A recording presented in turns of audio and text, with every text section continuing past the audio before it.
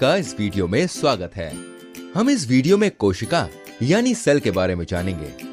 क्या आपने कभी ये सोचा कि सभी जीवित प्राणी जैसे मानव, पौधे या जंतु आखिर किस चीज से मिलकर बने हैं? बताइए। चलिए देखते हैं। इन सभी जीवित प्राणी को जूम करके देखें तो आपको बहुत सारे ऐसे छोटे छोटे प्रकोष्ठ मिलेंगे। इन प्रकोष्ठों को ही कोशिका यानी सेल कहा जाता है। यानी सभी जीवित प्राणी इन्हीं बहुत सारी छोटी छोटी कोशिकाओं से मिलकर बना होता है। कोशिका ही वो सबसे छोटी इकाई है जिससे सभी जीवित प्राणी बने हैं। तो कह सकते हैं कि कोशिका जीवन की मौलिक इकाई है। दोस्तों, क्या आप इन्हें अपनी आंखों से देख सकते हैं? सोचो। नहीं, ये कोशिकाएं इतनी छोटी होती हैं कि इनको खुली आंखों से तो देख नहीं सकते। अगर आप इनको देखना चाहते हैं तो अपने विद्यालय की जीव विज्ञान लैबोरेटरी में सूक्ष्मदर्शी यानी माइक्रोस्कोप से देख सकते हैं। अब आपके मन में सवाल आ रहा होगा कि जिस कोशिका को देख पाना इतना मुश्किल है, जिसको सिर्फ सूक्ष्मदर्शी से ही देखा जा सकता है, तो इसके बारे में पता लगाना कितना मुश्किल रहा होगा। सोचो। जी हाँ, 1590s में वैज्ञानिक ज़ेकराइस जेन्सेन ने पहला वास्तविक यौगिक सूक्ष्मदर्शी यानी माइक्रोस्कोप का आविष्कार किया था। फिर 1665 में रॉबर्ट हुक नाम के एक महान जीव वैज्ञानिक ने इस माइक्रोस्कोप का यूज किया और किसी पेड़ की छाल यानी बार्क को सूक्ष्मदर्शी में देखा। उन्होंने पाया कि इस पेड़ की छाल में अनेक छोटे छोटे प्रकोष्ठ थे जिनकी संरचना मधुमक्खी के छत्ते जैसे प्रतीत होती थी। उन्होंने इन प्रकोष्ठों को कोशिका यानी सेल कहा। सेल एक लैटिन शब्द है जिसका अर्थ होता है छोटा कमरा या कंपार्टमेंट। तो इस तरह से कोशिका की खोज हुई और रॉबर्ट हुक ने कोशिका के बारे में बताया। इसके बाद और रिसर्च हुई तो पता चला कि सभी जीवित प्राणी कोशिकाओं से मिलकर बने होते हैं। कोशिका जीवन की मौलिक इकाई है। सभी कोशिकाएं पहले उपस्थित कोशिकाओं से आती हैं, यानी पहले उपस्थित कोशिका विभाजित होती है और दो नई कोशिकाओं का निर्माण करती हैं। यही स्टेटमेंट्स कोशिका सिद्धांत कहलाए जाते हैं। अब दोस्तों ये बताओ, क्या सभी जीवित प्राणी एक जैसी कोशिका से बने होते हैं या अलग अलग? जी हाँ, सही सोचा। सभी जीवित प्राणी एक जैसे दिखते ही नहीं है, तो एक जैसी कोशिका से कैसे बने हो सकते हैं, है ना? यही नहीं, कोई भी बहुकोशीय प्राणी जैसे मानव में भी कई तरह की कोशिकाएं पाई जाती हैं। जैसे मांसपेशी कोशिका, इसकी कुछ इस तरह की बनावट होती है। और जैसे रुधिर कोशिकाएं, अस्थि कोशिकाएं, शुक्राणु और तंत्रिका कोशिकाएं कुछ इस तरह की होती हैं।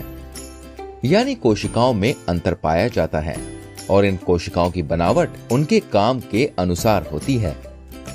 और अगर छोटी कोशिकाओं में आकार देखें तो कुछ कोशिकाएं बहुत ही छोटी होती हैं जिनको आंखों से देख भी नहीं सकते। जैसे कि बैक्टीरिया, जिसका आकार लगभग 0.1 से 0.5 माइक्रोन होता है। और सबसे बड़ी कोशिका एक शुतुरमुर्ग का अंडा, जिसका आकार 170 मिलीमीटर इंटू 130 मिलीमीटर होता है। तो देखा आपने किस तरह से कई तरह की कोशिकाएं पाई जाती हैं।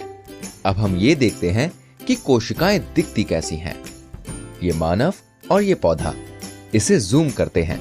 ये जो आप कोशिका देख रहे हैं, ये जंतु कोशिका है और ये पादप कोशिका है। इनकी संरचना कैसे होती है, क्या आप जानते हैं? चलिए देखते हैं। कोशिका संरचना।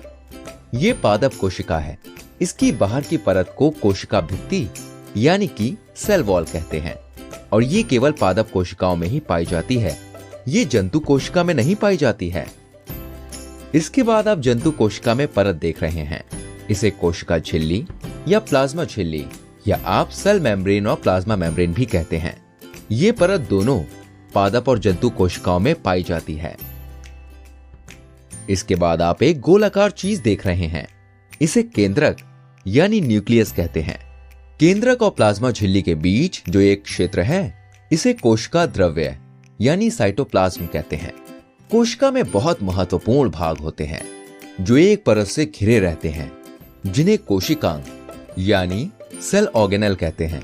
ये कोशिकांग कोशिका द्रव्य में तैरते रहते हैं। इन कोशिकांगों का अपना अपना महत्वपूर्ण काम होता है। चलिए देखते हैं। इस अंतर्द्रव्यीय जालिका यानी एंडोप्लाज्मिक रेटिकुलम ईआर में कहीं कहीं पे काले रंग का डॉट है। इन्हें राइबोसोम्स कहते हैं। जिस अंतर्द्रव्यीय जालिका पे राइबोसोम होते हैं उसे खुरदरी अंतर्द्रव्यीय जालिका यानी रफ एंडोप्लाज्मिक रेटिकुलम आरईआर कहते हैं, और जिस पे राइबोसोम नहीं होते उन्हें चिकनी अंतर्द्रव्यीय जालिका यानी स्मूथ एंडोप्लाज्मिक रेटिकुलम एसईआर कहते हैं। इसके बाद ये गोल्जी उपकरण यानी गोल्जी एपरेटस है, और ये लाइसोसोम्स है। अब ये माइटोकॉन्ड्रिया है। इसके बाद पादप कोशिका में ये प्लास्टिड है। ये कोशिका अंगक सिर्फ पादप कोशिका में ही पाया जाता है। और अब ये रस्थानिया यानी वैक्यूल्स हैं, जो पादप कोशिका में तो बहुत बड़ी और जंतु कोशिका में बहुत छोटी होती है। तो दोस्तों, ये कोशिका की संरचना है।